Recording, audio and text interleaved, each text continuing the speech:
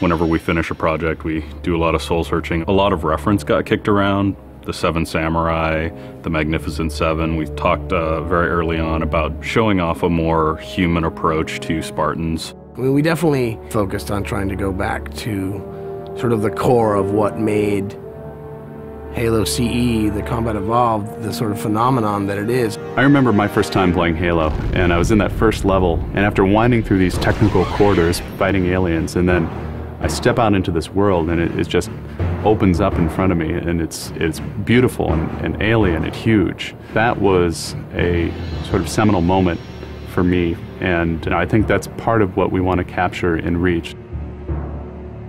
Something that was core to the game at the beginning was that sense of wonder and exploration. We started with a series of events. We basically set out like, okay, from this date on Reach to this date, we built a military campaign.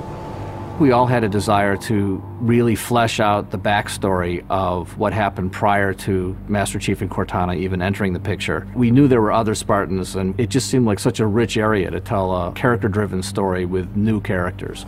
We wanted this team to feel like a Delta Force type team that are usually a smaller number. Why are we not seeing explosives residue? This particular team, Noble Team, they've survived by staying together.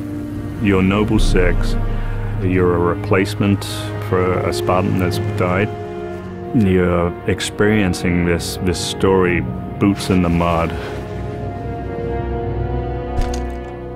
We looked at the story of Reach, and it was obviously a more intimate, character-driven story. We really needed the attention to real-world detail, trying to make these characters' faces really feel like believable. We started everything over from scratch, came up with a whole new rig for how we animate faces and also how we approach like texturing them, modeling them, everything, and just put a lot more time. Difference about a couple million polygons. We absolutely want Reach to tell a human story, and that's going to require us to invest significantly into higher fidelity models, much more open environments, larger numbers of AI than ever before in a Halo game. To pull off the vision for what we had for this game, we ended up gutting almost every part of the engine, retooling things to make it run faster, to make it run better, and look better. We had to throw out all of our technical systems. We had to then throw out the content that went with it because that content didn't represent the new bar we were going for. Copy that, on our way. Don't need command to tell me. Been on hers half my life. Let's shoot it. We've got a great team of guys, and they could take motion capture and they could make the poses way more dynamic, way more expressive. Those changes bring out the life, they bring out the style of our characters. We had probably 4 times the amount of polygons to play with this time around, which gave us a lot more freedom and creativity in what we wanted to achieve. When you look at total engineers that are actually putting code that are actually affecting this game, I mean, it's massive, 30 plus guys, it's crazy. When you shoot a rock face, you'll see sparks, rock chips, dust. In Halo 3, we had a maximum of 100 colliding particles. In Halo Reach, we have thousands. We've got much more customizable Spartans than we've ever had in the past. The number of polygons we can draw at one time has skyrocketed. It's changed the way we build things up close as well as out far. This is where Noble Team arrives, and then you're going to work your way down, all the way down these terraces. Big open environments, epic skyboxes. These are things that are quintessential to Halo.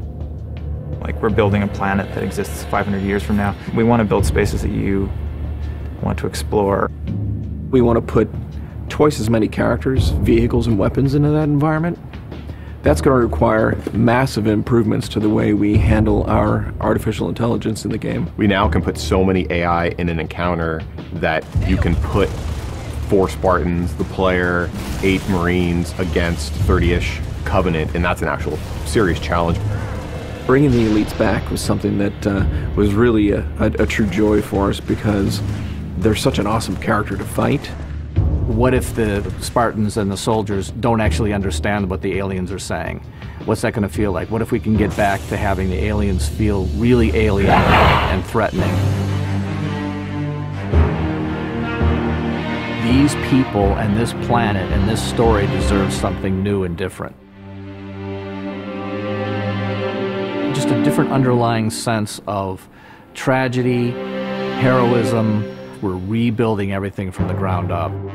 You have to walk this very fine balance. We want to add new things, but we don't want to rough up anybody's baby. I mean, that's the whole thing about the crazy sausage that is Bungie's Halo Reach ODST universe, is that we've sort of developed this gameplay that every person sort of has the different things about it that they like, and I still think that we still struggle to figure out exactly what, you know, like what can we add or remove without pissing off certain people in the population. We looked at the Halo 3 assault rifle, and it really does feel kind of dated. It fit the tech then, but now we have all of these new polygons to play with. We went to a lot of trouble to sort of ground the weapons and the vehicles more in this sort of more real, more gritty world. We refined a lot of the weapons to push them into their particular role, and that role is defined a lot by range and the range of combat that you're going to play. For instance, the DMR, which is a sort of medium to long range suppression marksman rifle. It's going to be a sandbox game. It's not going to be a carefully scripted game where every movement of the AI is controlled by a mission designer. It's much broader than that. It allows the player to deal with encounters in their own specific way. There's definitely going to be offhand grenade throwing. There's definitely going to be vehicles. There's definitely going to be a large number of weapons that are incredibly powerful, incredibly accurate, that allow the player to feel like a badass. Now, if you melee him in the back of the head like you really mean it, you're holding down on the button, and you will launch into this more elaborate animation sequence. It's going to be a very different campaign experience for people overall. We're doing stuff in the campaign that people absolutely won't expect from a Halo game. Bigger battles, brand new cast of characters. An incredibly ambitious game. Every neuron in my head is firing with just reach, reach, reach. We knew from the beginning what the end was going to be. This is the definitive Halo made by the people who created Halo.